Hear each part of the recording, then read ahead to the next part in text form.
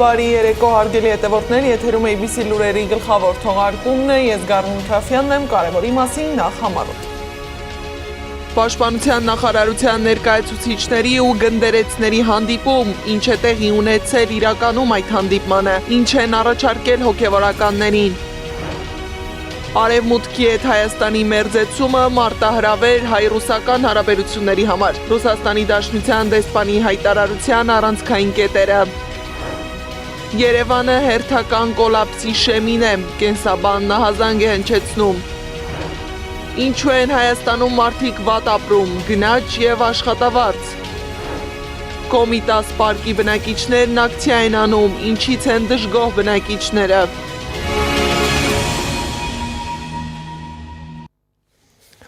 Փետրվարի 6-ին ամենայն հայոց կաթողիկոսը հանդիպել է զինված ուժերի հոգևոր սպասավորներին։ Վեհափարն իր գնահատանքն ու հայրական օրհնությունն է տվել հոգևոր հայրերին, գոհունակությամբ անդրադառնալով նրանց նվիրյալ ծառայությանը։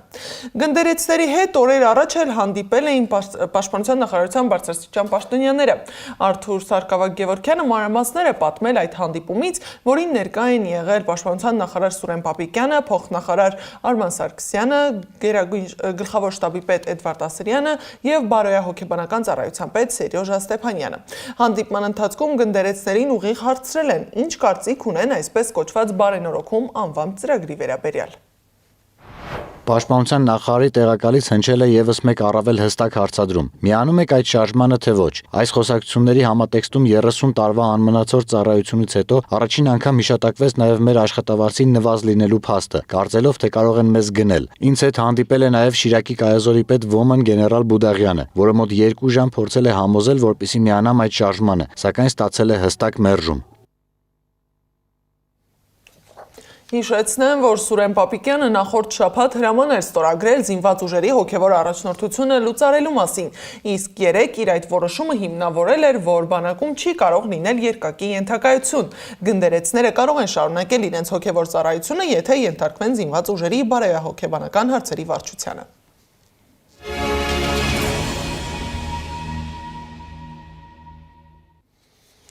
Ադրբեջանում Ռուսաստանի դեսպանին կանչել են երկրի արտգործնախարարություն։ Բողոքի պատճառը Պետդումայի ԱՊՀ հարցերով հանձնաժողովի նախագահի առաջին տեղակալ Կոնստանտին Զատուլինի փետրվարի 5-ին արած հայտարարությունն է Բաքվի բանտում գտնվող մեր հայրենակիցներին ապօրինաբար դատապարտելու մասին։ Բաքուն Ռուսաստանին կոչ է արել ձեռնարկել միջոցներ դադարեցնելու նման քայլերը։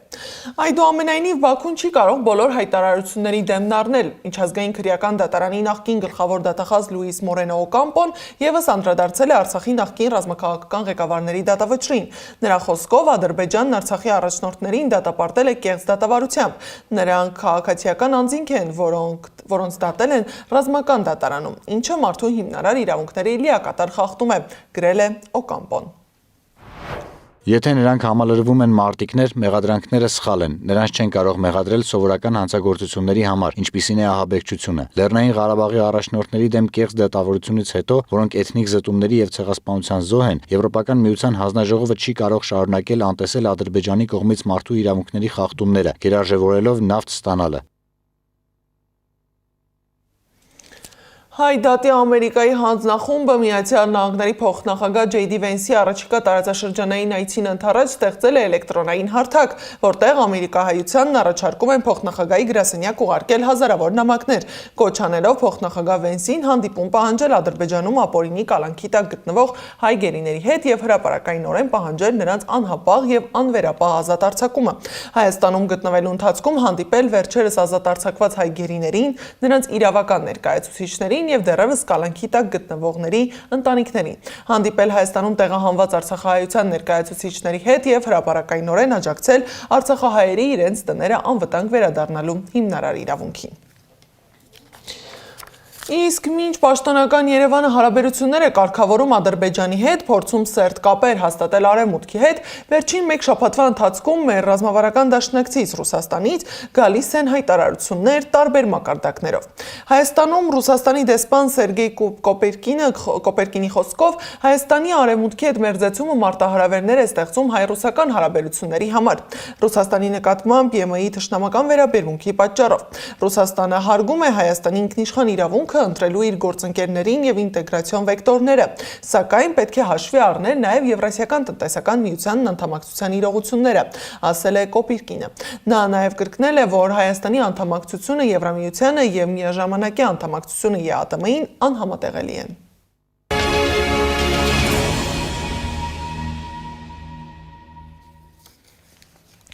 Կոմիտաս պարկի բնակիչները բողոքի ակցիա են իրականացրել, դժգոհ են կառուցապատողից։ Ըստ բնակիչների շենքում պայմանները չեն համապատասխանում պայմանագրում նշված պայմանների։ Դժգոհ են հատկապես բնական գազի բացակայությունից։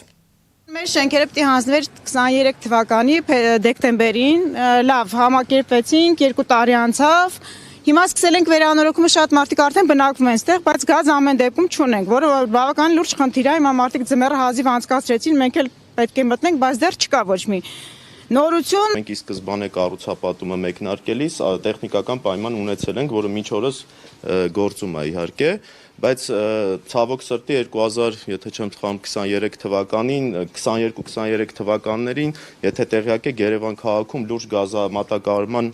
խնդիրներ առաջացան կապված գազի ճնշումների եւ գազի քանակի հետ, պայմանավորված բնականաբար մեծ թվով նոր կառուցապատումների հետ եւ մոտարապես երևի տարի ու կես Գազպրոմը Արմենիան Երևան քաղաքում չէր տալիս տեխնիկական պայման նոր կառուցվող շենքերի համար։ Այս ամենին զուգահեռ վատանում է մարդկանց կյանքի որակը, հիմնականում սոցիալական դժվարությունների պատճառով, ինչն էլ ազդում է մնացած ամեն ինչի վրա։ Այսօր նվազագույն աշխատավարձը կազմում է 75,000 դրամ, մինչդեռ մեկ անձի հաշվով նվազագույն սպառողական զամբյուղի արժեքը արդեն անցնում է 80,000-ը։ Այսինքն երկրում կան մարդիկ, որոնց ամսական աշխատավարձը չի բավարարում անգամ նվազագույն սպառման կարիքները հոգալուն։ Ինչու են Հայաստանում մարդիկ վատ ապրում, Անահիտ Սարգսյանն է ներկայացնում։ 2021 թվականից նվազագույն աշխատավարձը Հայաստանում աճել է ընդամենը 7000 դրամով, իսկ մեկ անձի հաշվով նվազագույն սպառողական զամբյուղի արժեքը գրեթե կրկնակի։ Ստացվում է նվազագույն աշխատավարձն այսօր 75,000 դրամ է, իսկ սպառողական զամբյուղը 80,000։ Եվ սա այն դեպքում, երբ Հայաստանում աշխատուժի գրեթե քառորդ մասը 25%-ը ստանում է նվազագույն աշխատավարձ։ Սա լուրջ էական խնդիր է, որովհետև սոցիալական պետության հիմնական գործառույթը դրական պիտի լինի այն, որ առաջնահերթ ապահովի ցածր եկամուտ ունեցողների եկամուտների աճը։ Տնտեսագետները նաև հարկային անարդարություն են տեսնում։ Նվազագույն աշխատավարձ ստացողը վճարում է նույնքան հարկ, որքան միջին եւ բարձր եկամուտ ունեցողը։ Մարդիկ, այսինքն դառնում են անտարբեր աշխատանքի համար, որովհետև եթե չաշխատեն, նպաստ ստանան եւ աղքատ լինեն եւ աշխատեն, աշխատավարձ ստանան եւ աղքատ լինեն, այստեղ որևէ տրամաբանություն եւ արդարության զգացում չի կարող լինել։ Ի տարբերություն նվազագույնի, միջին աշխատավարձը պաշտոնական տվյալով նկատելիորեն աճել է։ 2025 թվականին կազմել է 327,155 դրամ, ինչը տնտեսագետը սխալ հաշվարկի արդյունք է համարում։ Որովհետև պայմանական ասենք 700,000 մարդ աշխատավարձ է ստանում, եթե այդտեղ մի 50,000-ը մեծ աշխատավարձ ունի, ասենք մի քանի միլիոն դրամանոց աշխատավարձեր, դա ազդում է միջին աշխատավարձի վրա եւ երևում է թե ասենք օրինակ պայմանական 280-300,000 դրամա միջին աշխատավարձը, մեզ թվում է թե 700-750,000 աշխատողների մեջ կամ 800,000 աշխատողների մեջ կեսը ստանում է այդ միջին աշխատավարձը, այդպես չի։ Ստացվում է միջին աշխատավարձը բարձր է բացառապես որոշ ոլորտների հաշվին։ Մենք ունենք 13,000-ավոր մարդիկ, մոտավորապես 184,000 քաղաքացի ունենք, որ դրանք անապահովության մեջ են։ Մենք ունենք էլի 10,000-ավոր քաղաքացիներ, որոնք գործազուրկ են։ Մենք ունենք պարզապես ցածր վարձատրվող քաղաքացիների շերտ գյուղական շրջաներում, եւ որ նրանք զբաղված են ինքնազբաղ, գոնե իրենց ապահովելու այդ աշխատանքով, նրանց մոտ եկամուտների հետ կապված նման թվեր, որ 100,000-ավոր պարզապես գոյություն չունի։ Կոմենդատյանը նույնպես պնդում է, որ միջին աշխատավարձը չի արտացոլում Հայաստանի աշխատաշուկայի իրական պատկերը։ Այն առավելապես վերաբերում է արտահանելի ճյուղերին եւ ՏՏ ոլորտին։ Ամբողջ ֆոնդը վճարված աշխատավարձերը, որոնք հստակ երևում են տաք սերվիս կայքեջում պետական եկամուտների, չէ, դա բաժանում է աշխատողների քանակի վրա։ Հիմա Այս մարդիկ հասկանում են, որ դա որոշակիորեն սինթետիկ գործակից է, եւ եթե երկրում կան 24% աղքատներ, 23% աղքատներ, դա նշանակում է, որ այս աշխատավարձերի բարձրացումը կատարում է միայն այն բնակավարներում, որոնք ենթադրենք ավելի արտահանելի ճյուղ է Բևեռացված աշխատաշուկա, աշխատավարձերի մանիպուլյատիվ պատկեր, հարկային անարդար քաղաքականություն, չընդհատվող գնաճ։ Տնտեսագետները պնդում են, քանի դեռ այս խնդիրները կան, Հայաստանում մարդիկ բարեկեցիկ չեն ապրելու։ Անահիտ Սարգսյան, Գեղամ Ղազարյան, ABC Media։ Երևանը հերթական կոլապսի շեմին է, գրել է կենսաբանական գիտությունների թեկնածու Վահագն Վարագյանը։ Նրա խոսքով պատճառը քաղաքային իշխանության ձնամքարման աշխատանքները սխալ կազմակերպումն է, որի պատճառով այսօր քաղաքի տարբեր հատվածներում կույտերով կուտակված է աղ ու աղավազ։ Կենսաբանի խոսքով շուտով կսկսվեն անձրևները եւ այս աղավազը կհոսի դեպի հեղեղատարները, խցանելով դրանք։ Արդյունքում Երևանում սպասվում են ջրհեղեղներ, նյութական վնասներ եւ հերթական քաղաքային քաոսը։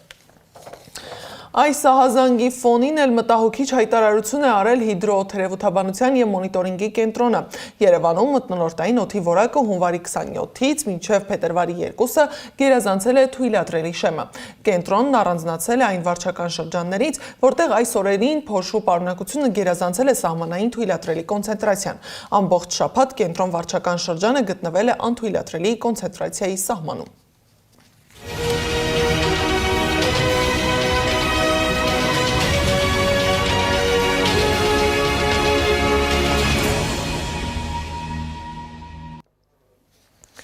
Ալ Ջազիրա ֆորումի ժամանակ Իրանի արտգործնախարար Աբբաս Արաղչին հայտարարել է, որ Իրանի եւ Վաշինգտոնի վերջին բանակցությունը լավ մեկնարկային կետ է, սակայն վստահության ամրապնդման համար դեռ երկար ճանապարհ կա անցնելու։ Նախարարի խոսքով ոչ հիմա, ոչ էլ ապագայում հրթիռների շուրջ բանակցություններ չեն կարող լինել, քանի որ դա Իրանի պաշտպանության հարցն է։ Իրանը կհարվածի տարածաշրջանի ամերիկյան ռազմաբազաներին հարձակման դեպքում Իրանը պատրաստ է պատերազմի, ասել է նախարարը։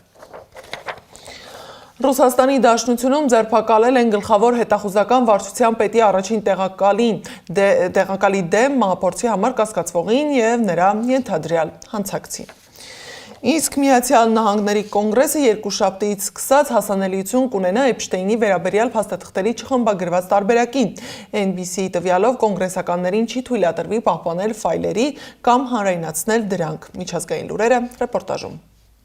Մոսկվայում մահափորձ է կատարվել Ռուսաստանի Դաշնության պաշտպանության նախարարության գեներալ լեյտենանտ Վլադիմիր Ալեքսեևի դեմ։ Անհայտ անձը կրակել է զինծառայողի մեջքից եւ փախել։ Սպան հոսպիտալացվել է հրազենային վնասվածքներով, հայտնում է քննչական կոմիտեն։ Օմանում Միացյալ Նահանգների ներկայացուցիչների հետ բանակցությունների ժամանակ Իրանի արտգործնախարար Աբբաս Արաղչին հայտարարել է, որ Թեհրանը մտադիր չէ դադարեցնել ուրանի հարստացումը եւ չունի այն այլ երկիր փոխանցելու ծրագիր։ Հանդիպման ընթացքում կողմերից ոչ մեկը չի փոխել իր դիրքորոշումը, այնուամենայնիվ երկու կողմերն էլ պատրաստակամություն են հայտնել շարունակելու դիվանագիտական ջանքերը Իրանի դեմ Միացյալ Նահանգների հնարավոր հարվածից խուսափելու համար։ Թրամփը իրանական կողմի հետ բանակցություններից հետո հրամանագիր է ստորագրել, որով 25% մաքսատուրք է սահմանում Իրանի հետ առևտուր անող երկրների նկատմամբ։ Կանադան եւ Ֆրանսիան պատրաստվում են բացել իրենց առաջին դիվանագիտական առաքելությունը Գրենլանդիայում՝ ի նշան համերաշխության կղզին գրավելու Միացյալ Նահանգների նախագահ Դոնալդ Թրամփի սպառնալիքների ֆոնին։